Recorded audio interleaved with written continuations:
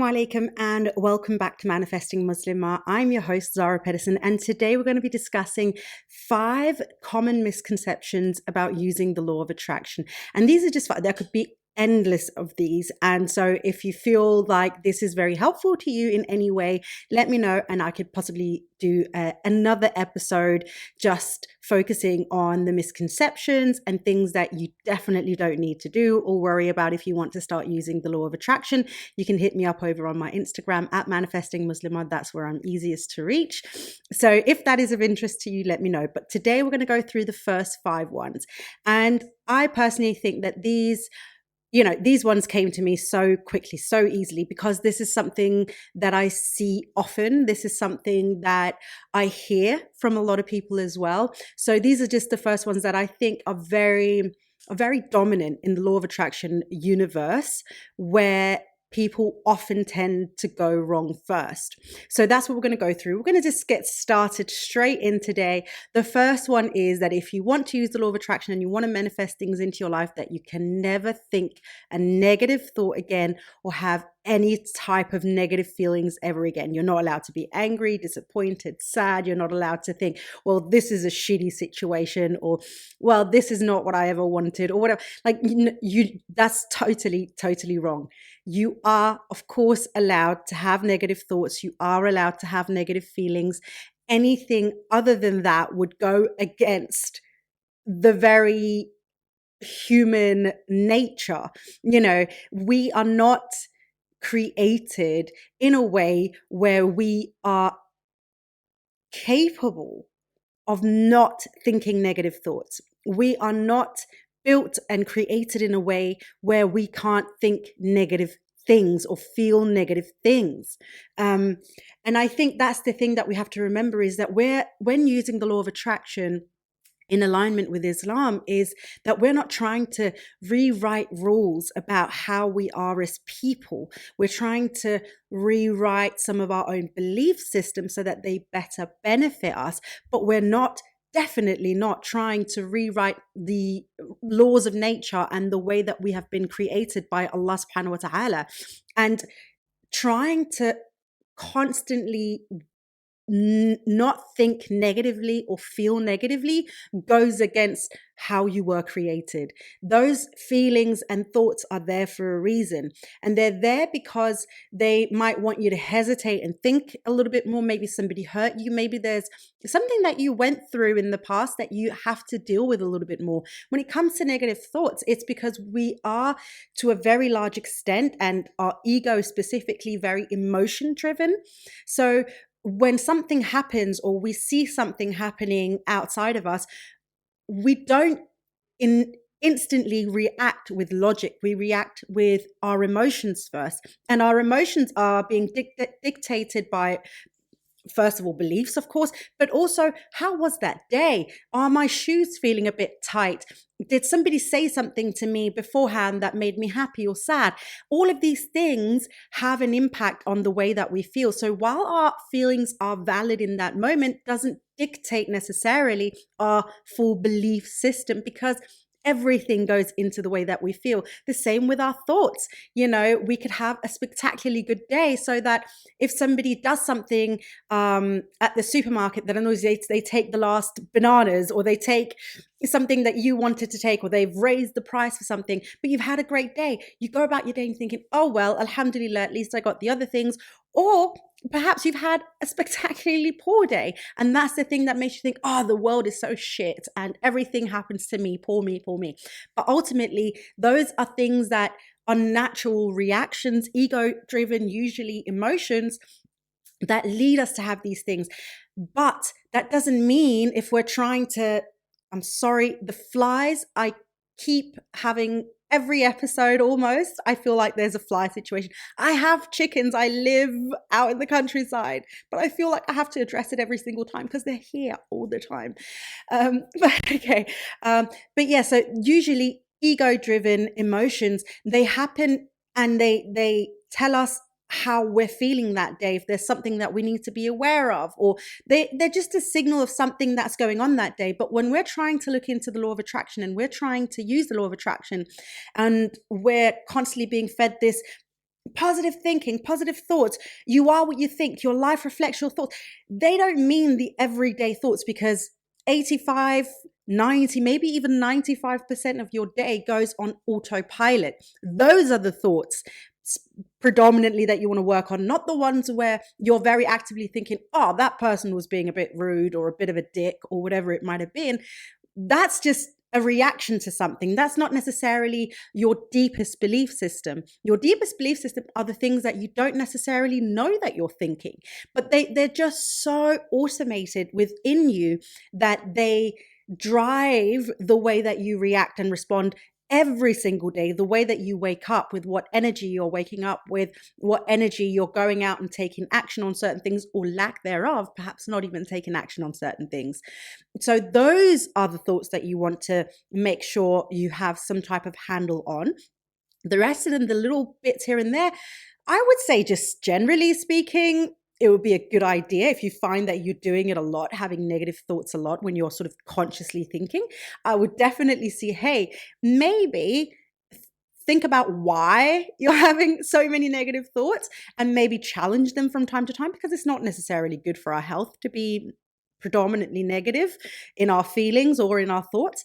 But it's not the things that are necessarily going to get in the way of your manifestation in the long term. It is the underlying belief system and the thoughts that you don't necessarily know that you're thinking on a daily basis. So that's the first thing that I see a lot of people get wrong and don't understand about the law of attraction. The second misconception is that you have to ask for the thing that you want every single day. So if you say that you want to manifest £5,000 this month, then you have to think about that goal every single day. You can never forget about it. You have to ask for it every day. You have to think about it every day. You have to visualize it every day. You have to do all the things every single day. Now, two things in this. Number one, Allah has heard you. Okay? Allah is not deaf. He's not dumb. He's not too busy. He's not doing other things when you're praying. He hears you. He hears all of us all the time. You know, Allah is not in any way, shape, or form like us, or distracted in any way like us. So he can hear all of us at the same time. So asking for something from Allah, you only have to ask once. Okay? He has heard you. But that doesn't mean that you can't work on your belief every single day. That doesn't mean that you can't do the visualization every single day if you want to. You don't have to, but depending on where you're feeling like you're struggling the most, you might have to initially. And as you get better at it, you might find that I don't actually need to sit and journal on this yet again today, because I feel like I've already said the things that I wanted to say the previous days of journaling, or I can actually just now visualize as I take a walk with my dogs, or as I'm doing the dishes, or as I'm playing with my kids, that it's so much more automated within ourselves that it doesn't necessarily have to be something that we're consciously sitting down and I have to find a half an hour to sit down and make this specific prayer or dua for Allah, because I know I did it yesterday, but I have to continuously ask so He knows I mean it. And then I have to sit and do my gratitude journal on it. And then I have to visualize, and then I have to mood board. And then, no, you don't have to do that. Allah has heard you. You can, for sure, ask several times a day. You can ask every single day, but you don't have to. Allah has heard you. You can add to it, of course, every single day. You can change it up a little bit every single day if that's what you want. But trust and have faith that Allah has heard you. So you definitely don't have to sit on this every single day for the rest of your life in order to manifest the things that you want. Allah has heard you. And if the thing is within His will to give it to you, then you will have it. Don't worry about it. And then sit back and trust in Allah's perfect timing and divine plan. The third misconception is very much apropos the second one, that you need a lot of tools to manifest or use the law of attraction. You need to have crystals around your whole house. You need to have a gratitude journal. Then you have to have a brain dumping journal. Then you have to do visualization techniques. Then you have to have a meditation tape or audio that you listen to. Tape. How old am I? Well, I'm old enough to know what a tape is, but you know, you need to have the mood board. You need to do all the things.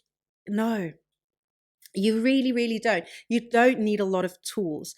Ultimately, if we take it back to the law of attraction and the fact that I mentioned in a previous episode that we're constantly using the law of attraction because we're constantly sending out vibes and focusing our energy in specific directions in our lives, that you're already doing it.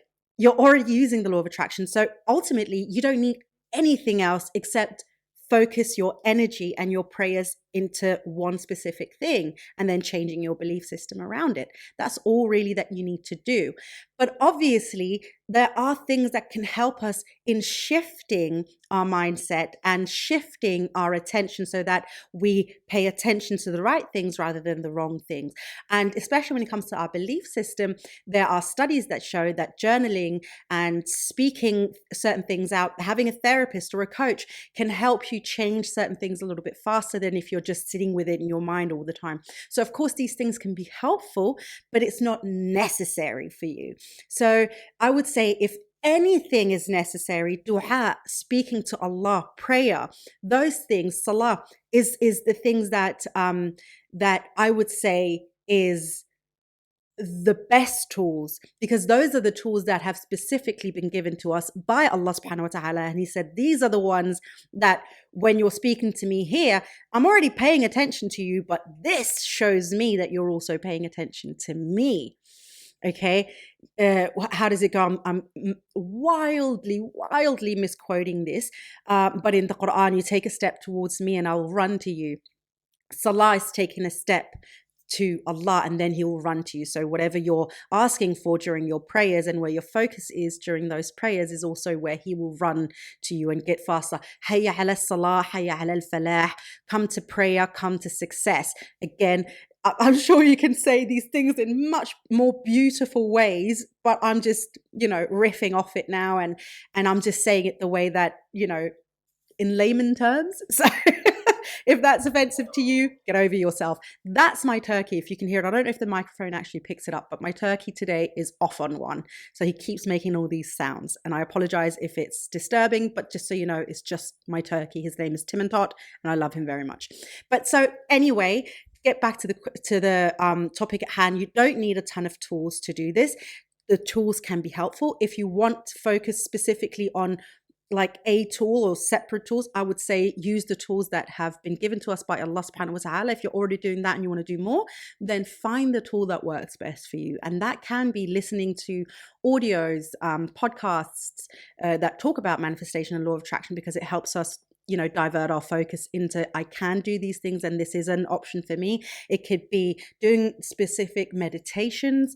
And a meditation is just a meditation. Prayer is also, salah is also meditation. But if you want to do like more specific meditations, then you can do that. You can buy, there's tons of them out there where you can buy a meditation that's very helpful for law of attraction and manifestation. Or also free ones on YouTube and things. Like there's so many tools. If you're a visual person, absolutely make a vision board if that's the way that you feel comfortable doing it. But do it how you feel. But don't think that it's a necessity for you to have all the things. Okay, number 4, that your manifestation comes simply just from thinking about it. That the manifestation, I've spoken a little bit about this in a previous episode. One thing is that you have to have your belief system changed, and that ultimately changes the majority of your thoughts throughout the day. But ultimately what law of attraction is also taking intentional action. Okay, it's taking, or what is it? What do they call it? The inspired action. I'm sorry, my brain just farted.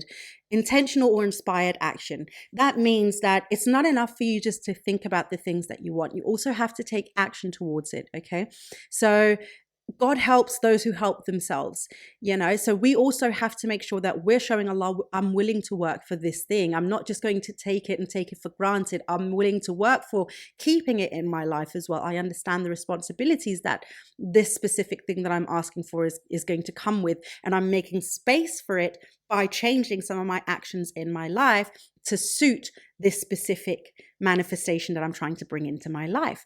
So the action can look different depending on what it is that you're trying to manifest. Of course, we're going to take money because that's such a common thing that a lot of people want to manifest. But a lot of people say, I want a lot of money. First of all, they don't even know what that amount is. So understand, what is it that you mean by a lot of money? So sit down and make some calculations. Figure out, do I want £200 more a month? Do I want £5,000 more a month? Do I need £50,000 more a month? Is it just a question of, I'm actually okay with how much I make, I just want to pay off this debt, this specific debt that has a specific amount? Figure out what more money actually means to you. After that, sit down and budget. Sit down and make a budget. What would you use that money for? How would you delegate that money? Give that money a home. It's not enough to say, but I just want 5,000 because I know I'm going to be using it. Yeah, of course you are. But where are you going to use it? Does that money have a home? Where's it going to go? Is it going to go for you to have a bigger family? Is it for you to support private school fundings for your kids? Is it so that you can buy a bigger house? Is it so that you can buy a car for your mum? Is it so you can pay off debt? Where is the money going to go? So that will be like an absolute first step. That is already taking inspired action and intentional action, because you're making space for it. You're creating a specific home, saying, this is where the need is. This is what it will fill out and why. And those two things are very important when it comes to manifestation. What do you want and why do you want it? To be able to sit down and say, I would need specifically this amount of money because why? Here it is. Here's the list. And it doesn't have to mean that when you're sitting down with your budget that you have to say, well, I need it because these bills and these bills. You're allowed to have an overflow. So you're also allowed to say, I would love to have an extra £2,000 every month that I can just put into savings or just have.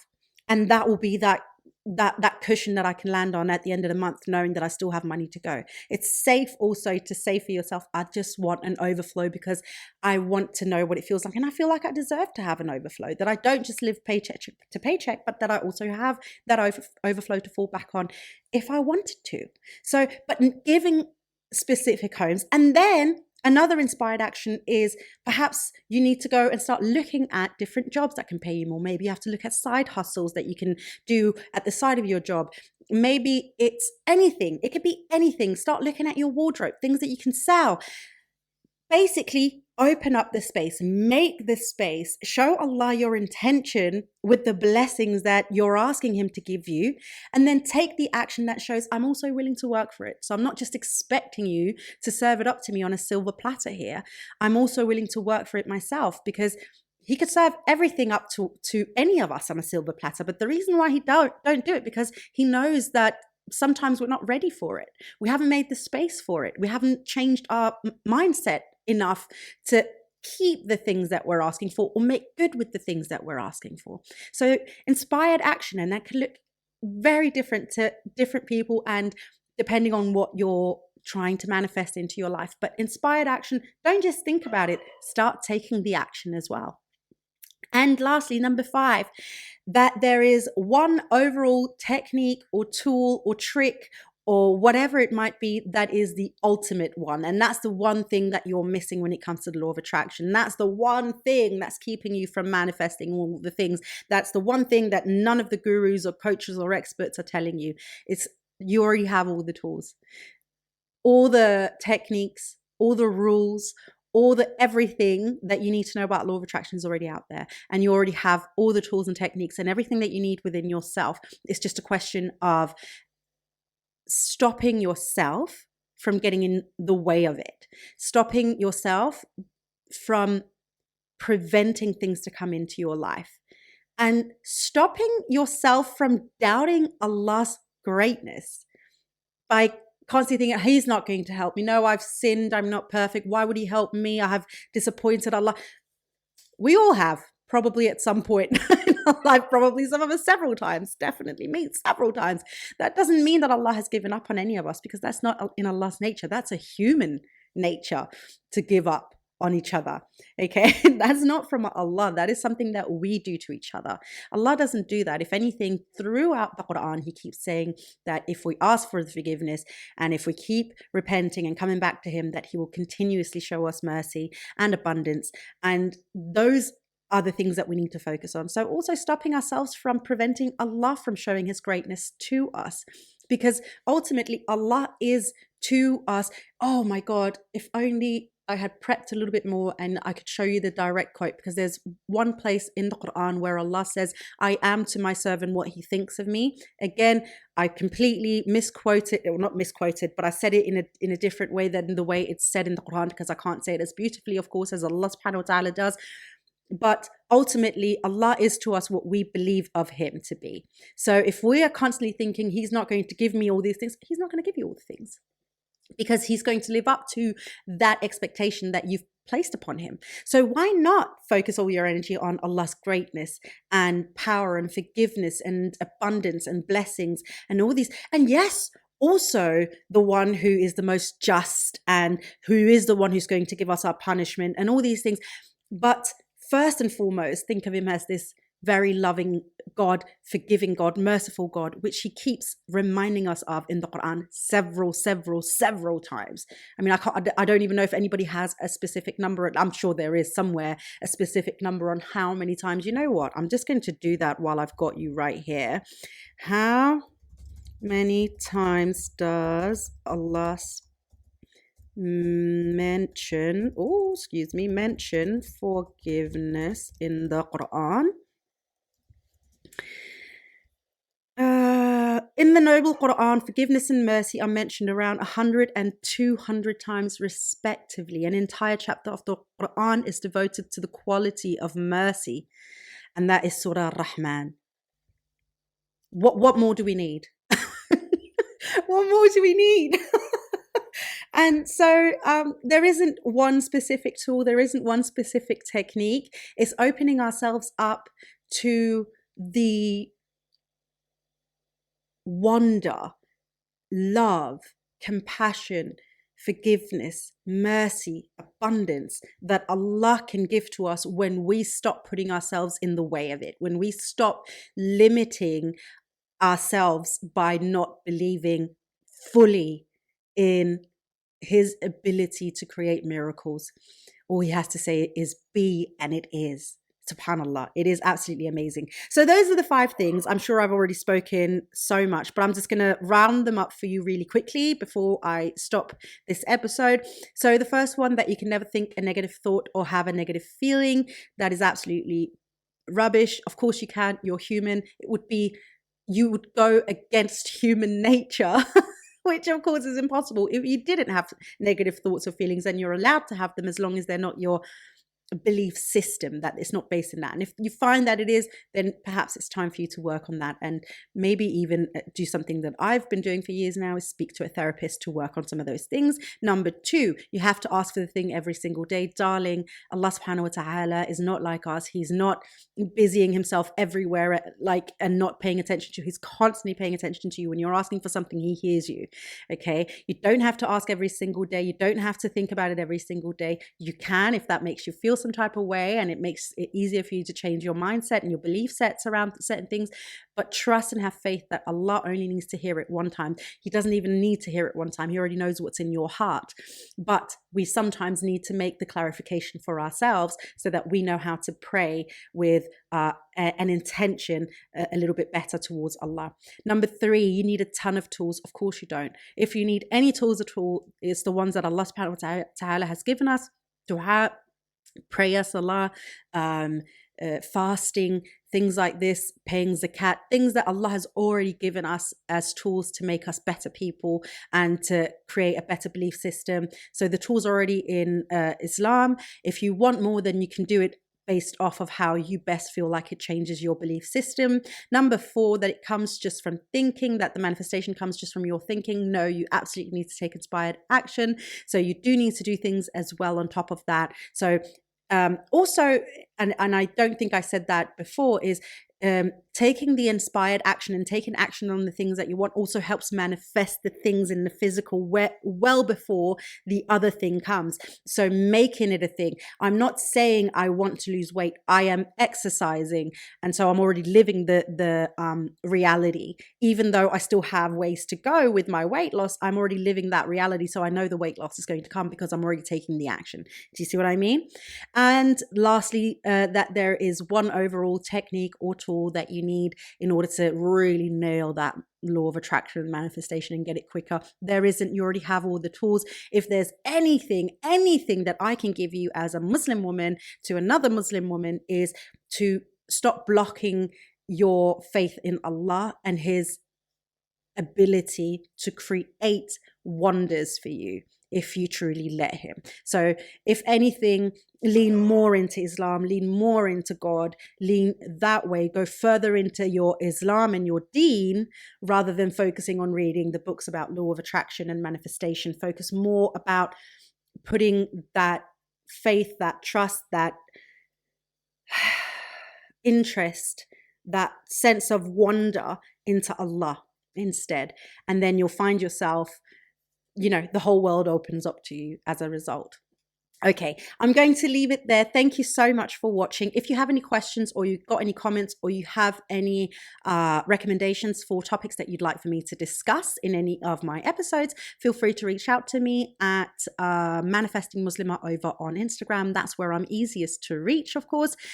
And that's it. Until next time, my darling friend. That's also from Timmy Todd outside. I don't know if you can hear him again, but he is very loud today. Please don't forget to live in love.